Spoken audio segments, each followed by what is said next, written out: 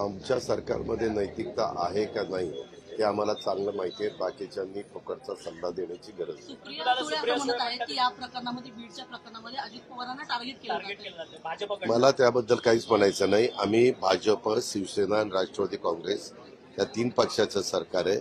मी पुन्हा पत्रकार मित्रांनो तुम्हाला सांगतोय, मी वरिष्ठ पातळीवरच्या सगळ्या मान्यवरांशी संपर्क ठेवून आहे.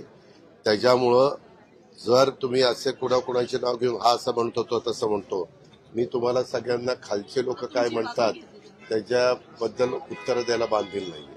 मी पुन्हा सांगतो, त्याच्यामुळं मी आजच दुपारी अनेक विषयाच्या बद्दल मुख्यमंत्र्यांशी चर्चा केलेली आहे. त्याच्यामध्ये हा पण विषय होता आणि ह्या विषयाच्या संदर्भामध्ये सगळ्या काही इन्क्वायरी आणि चौकशा चाललेल्या आहेत आणि त्यामध्ये मी पुन्हा सांगतो की कुणालाही पाठीशी घालण्याचं कारण नाही.